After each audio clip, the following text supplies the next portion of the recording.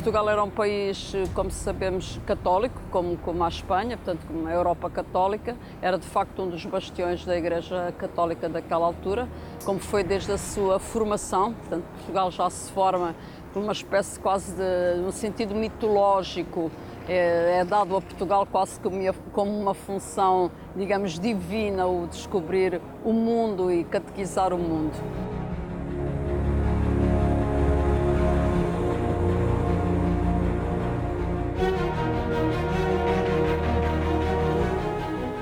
O infante Dom Henrique, que foi o grande impulsionador dessa expansão no século XV, era o governador da Ordem de Cristo. A Ordem de Cristo é criada em Portugal para substituir a Ordem do Templo, dos Templários. A Ordem dos Templários surgiu a seguir à Primeira Cruzada, lá no final do século XI, princípio do século XII. Tinha a sua sede no local do Templo de Jerusalém e tinha como finalidade defender os lugares santos. E lá estiveram até ao final do século XIII.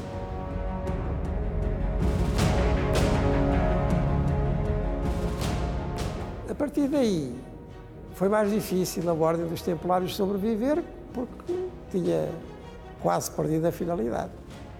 E acabou mesmo por ser extinta. Foi um processo duro, sobretudo em França. Nessa altura, já estamos no século XIV, o rei de Portugal diz: então, com o que resta da Ordem do Templo, vou fazer outra ordem, que é a Ordem de Cristo, os Cavaleiros de Nosso Senhor Jesus Cristo.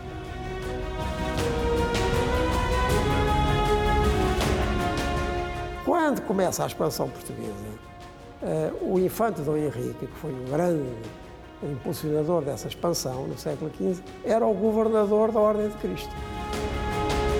E por isso é sob a égide da Ordem de Cristo que se vai fazer a expansão portuguesa.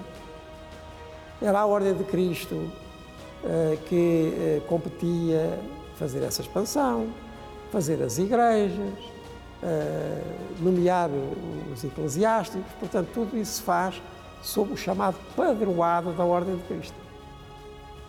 Quer dizer, a égide da Ordem de Cristo. E é por isso que nós a encontramos um pouco por todo o lado. Porque, efetivamente, o infante Dom Henrique, que foi o grande iniciador da expansão, era o governador da Ordem de Cristo. E, por isso, todos os territórios onde os portugueses chegavam eram organizados sob a égide, o padroado da Ordem de Cristo.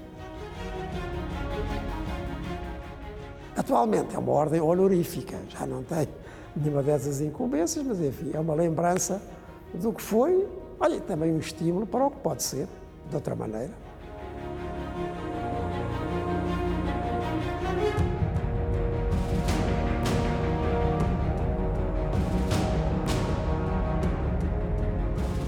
Se veja que a descoberta do Brasil, entre aspas, né, porque o território que convencionou se chamar de Brasil sempre existiu, aconteceu dentro do contexto da expansão comercial europeia, né, as grandes navegações. E o empreendimento de colonização foi uma aliança entre o Estado português e a Igreja Católica, né. É preciso destacar também que quando da vinda dos jesuítas, a Igreja passava por uma reforma. Os historiadores católicos preferem usar a expressão reforma religiosa, enquanto que outros historiadores usam a expressão contra-reforma. Quer dizer, a Igreja procurou reagir à expansão do luteranismo, depois do calvinismo, quer dizer, do protestantismo de uma forma geral.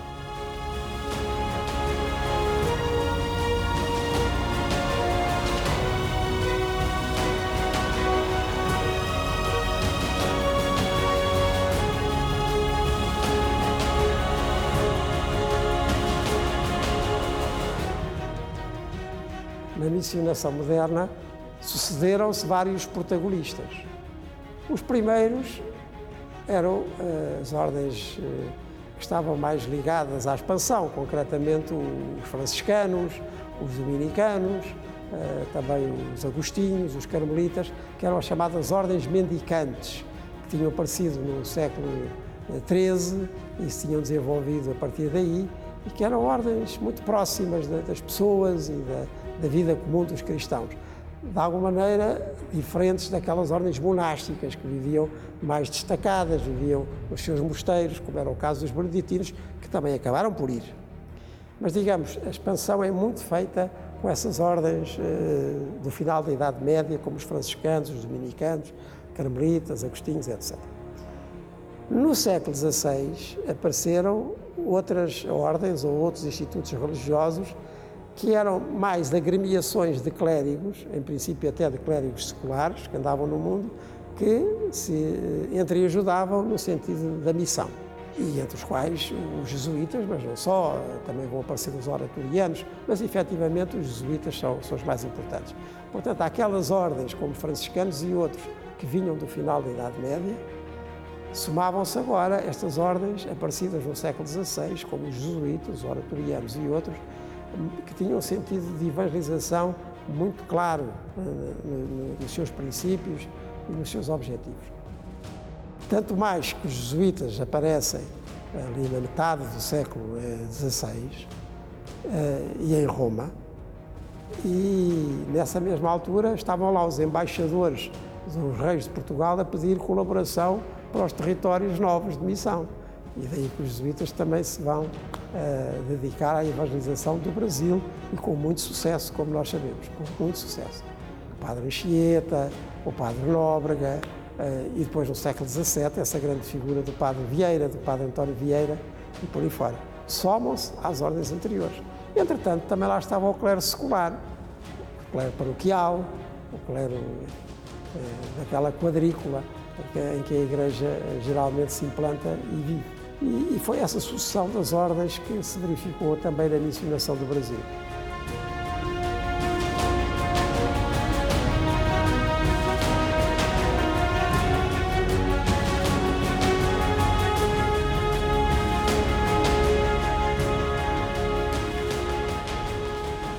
É importante ressaltar durante esse período que Igreja e Estado estiveram estreitamente ligados na Península Ibérica, tanto no caso de Portugal quanto de Espanha.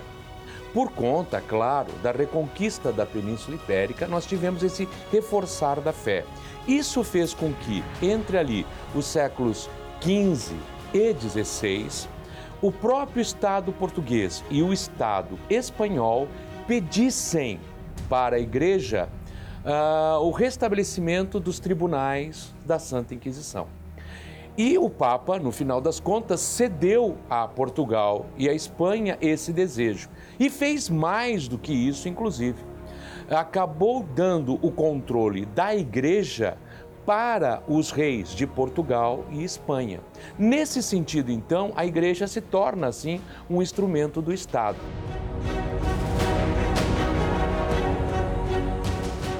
Antigas ordens religiosas, elas são reformadas e o Inácio de Loyola vai criar a Sociedade de Jesus, a Companhia de Jesus. E o Inácio percebia quais eram os pontos fracos da igreja, né? Então, o jesuíta vai fazer voto de castidade, de obediência e vai também de pobreza, né? E vai ter uma formação teológica, filosófica, histórica de ótima qualidade.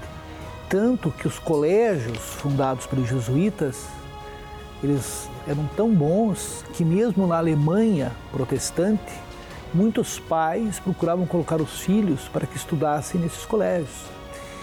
E o sacramento da confissão tinha uma importância muito grande. E os jesuítas tornaram-se diretores espirituais de reis, de rainhas, de príncipes e passaram a ter uma influência nos países ibéricos enorme.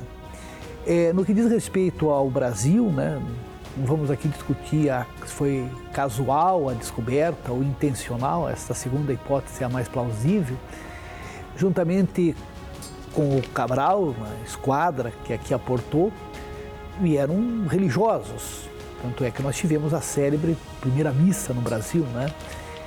Ela vai ser depois imortalizada numa obra do Victor Meirelles, um pintor acadêmico do século XIX.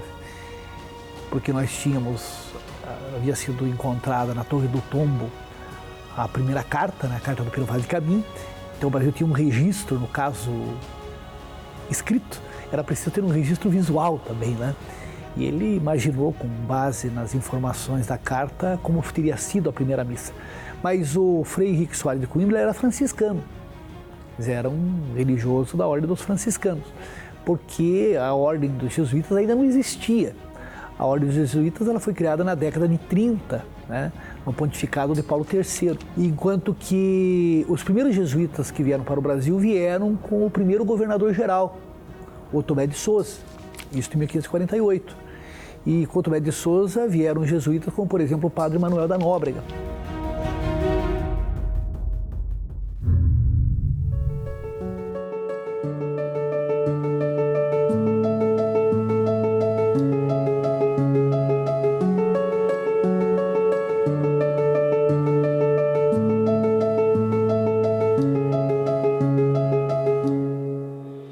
Uma coisa que se discute muito na história colonial é justamente a devida importância da chegada de Cabral aqui, a importância ou não, né?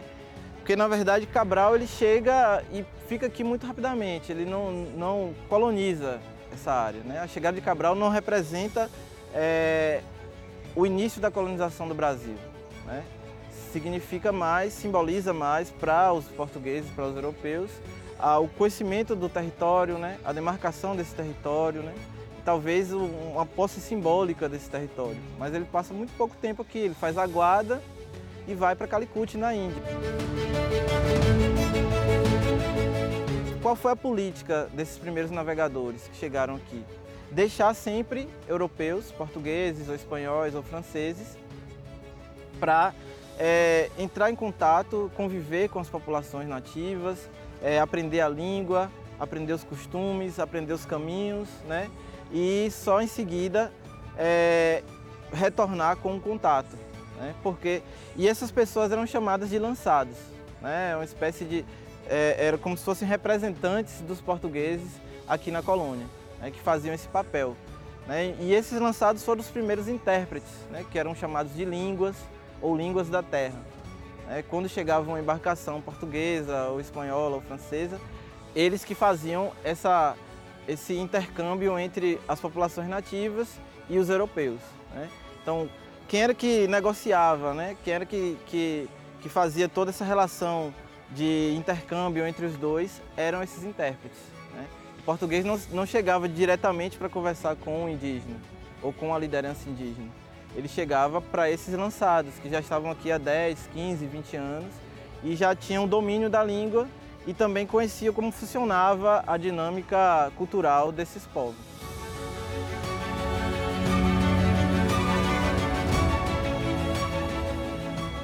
Na data da missa, que foi o abril de 1500, a gente tem uma celebração simbólica, né, de chegada, de demarcação de território, né, de entrada da cristandade aqui na América e da tentativa de você trazer essas populações que eram autóctones e não católicas para próximo do catolicismo, que seria esse catolicismo.